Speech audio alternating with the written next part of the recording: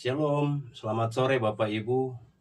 Saya akan mempresentasikan tugas liturgiologi. Saya ingin mengajak kita merenungkan satu hal yang sangat penting namun seringkali kita anggap biasa saja, musik dalam ibadah. Pernahkah kita berpikir bahwa lewat musik kita benar-benar bisa menjumpai Tuhan? Musik dalam ibadah bukan sekedar pelengkap, bukan juga pemanasan sebelum khotbah, tapi justru bisa menjadi ruang yang kudus, tempat pertemuan antara Allah dan umatnya. Sebagaimana dijelaskan oleh Konstansi MCRI dalam bukunya The Worship Architect. Berbicara tentang peran pemimpin musik dalam ibadah. Nah, untuk sampai ke pengalaman itu, dibutuhkan seorang pemimpin musik yang bukan hanya jago main musik atau punya suara merdu, tapi lebih dari itu dia adalah seorang musisi pastoral. Apa itu musisi pastoral? Musisi pastoral adalah seorang pemimpin yang sadar bahwa musik adalah alat untuk menyampaikan kebenaran, bukan untuk pamer kemampuan. Ia peka secara teologis, memahami konteks jemaat, dan memilih lagu dengan tujuan yang jelas untuk memuliakan Tuhan dan membangun umat. Jadi tugasnya bukan membuat pertunjukan, tapi memimpin perjumpaan dengan Allah. Evaluasi lagu ibadah. Satu hal yang penting adalah tidak semua lagu cocok untuk ibadah. Kita tidak bisa asal pilih lagu hanya karena enak didengar atau populer di media sosial. Setiap lagu harus dievaluasi dari 3 sisi: teologianya, liriknya, dan musiknya. Apakah liriknya sesuai dengan ajaran Alkitab? Apakah musiknya bisa dinyanyikan jemaat dengan baik?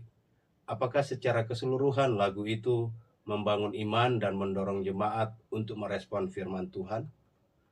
Itu semua perlu dipertimbangkan secara serius. Berbicara tentang fungsi liturgis lagu. Dalam ibadah, lagu bukan hanya pengisi waktu. Lagu punya fungsi liturgis yang sangat jelas.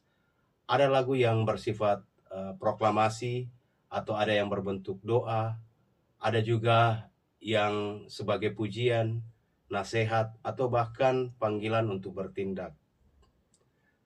Tugas pemimpin musik adalah memahami fungsi dari setiap lagu dan menempatkannya dengan tepat dalam alur ibadah.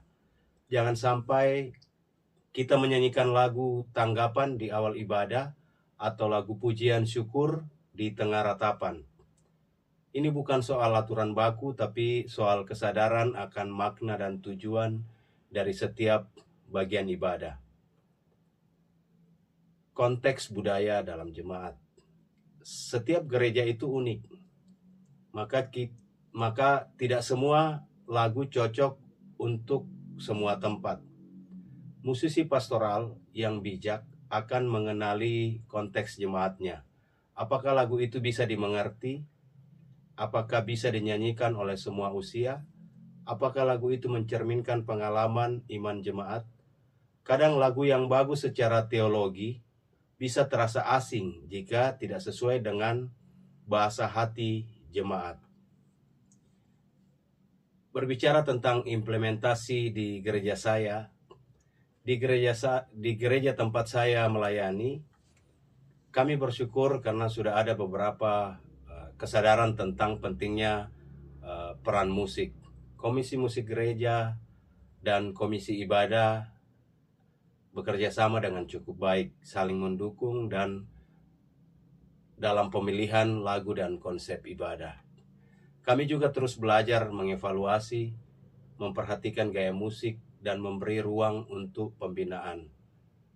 Pengiring ibadah pun bervariasi, mulai dari keyboard sampai band, sehingga ekspresi musikal dalam ibadah pun menjadi kaya. Tapi tentu ini semua masih terus berkembang.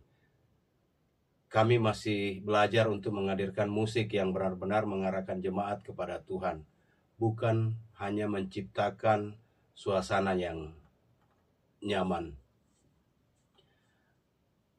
Sebagai penutup, saya ingin menyampaikan bahwa musik bisa menjadi pintu perjumpaan yang dalam dengan Tuhan.